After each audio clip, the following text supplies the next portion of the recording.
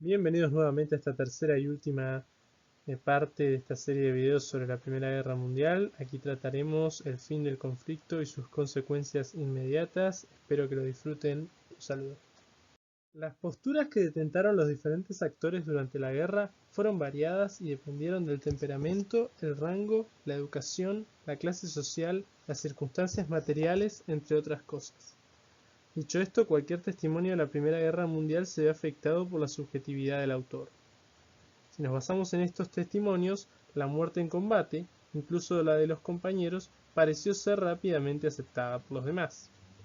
Las armas utilizadas, que permitían generar grandes matanzas sin contacto visual alguno, contribuyeron a deshumanizar a los soldados, puesto que resultaba más sencillo dispararle a un enemigo anónimo y personal desde cierta distancia.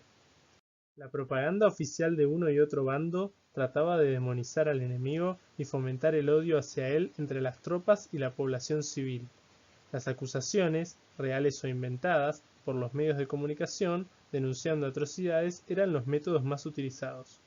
Los estereotipos, como el barbarismo de los rusos, solían funcionar, aunque la propaganda no constituyó un éxito total, puesto que al menos en algunas ocasiones en el frente occidental se dieron treguas informales y episodios de fraternización entre las tropas enfrentadas. La moral en el frente occidental se mantuvo relativamente elevada durante todo el conflicto y la disciplina era muy estricta en todas las fuerzas en combate. Los soldados rusos, al igual que los soldados austrohúngaros e italianos, desde un principio demostraron muy poca fe en la causa por la que luchaban. La desmoralización había hecho mella en los soldados rusos desde un comienzo de la contienda tras la derrota en las batallas de Tannenberg y los lagos masurianos. La falta de alimentos, ropa, armas, los reveses militares y la disciplina brutal de los oficiales contribuyeron a socavar la moral entre los soldados. Estos oficiales, miembros de la clase terrateniente, eran despreciados por la masa de soldados de origen campesino no solo por su origen social, sino por su corrupción y cobardía.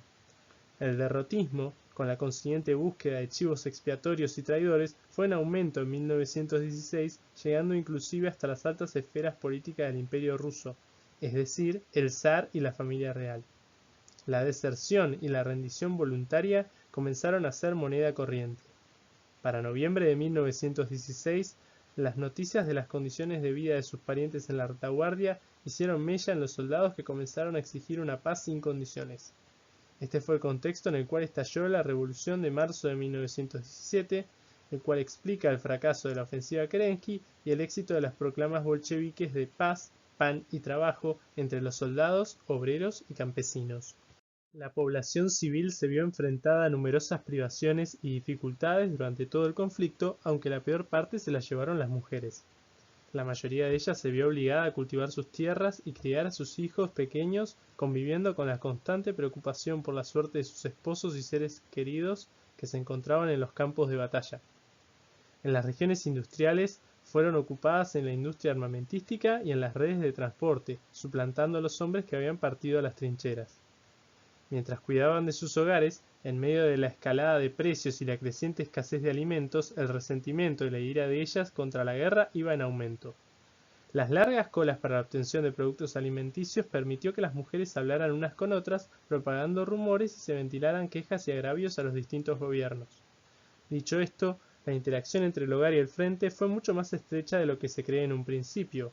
Los intercambios epistolares y los permisos que obtenían los soldados para visitar a las familias les permitían conocer de primera mano las penurias económicas que estos atravesaban. Cuando la derrota parecía más clara, las perspectivas sobre la guerra en casa y en el frente empezaron a coincidir cada vez más. La guerra sometió a los diferentes estados participantes a una presión nunca antes vista. Las tareas cada vez más numerosas que se necesitaban para continuar la guerra, tales como la fabricación de munición, la investigación de nuevos armamentos y la creación de numerosos hospitales, pasaron a encontrarse bajo la órbita estatal. También se requería mantener la moral de la población elevada y para eso se contó con enormes departamentos de propaganda. Esto conllevó a que el gasto de los estados se incrementase, así como también el tamaño de su burocracia. Algunos financiaron estos incrementos con préstamos, como fue el caso del Reino Unido y Francia, y otros recurrieron a bonos de guerra y la impresión monetaria, tal y como fue el caso de Alemania.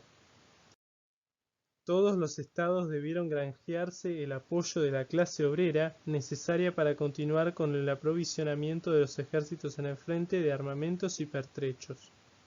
Esto se logró mediante aumentos de salarios, concesiones sindicales y la promesa de un futuro mejor luego de alcanzar la victoria. No obstante, a lo largo del conflicto los obreros estuvieron dispuestos a ir a la huelga para reclamar por sus derechos. La propaganda buscó chivos expiatorios para responsabilizar a alguien por la desesperada situación económica.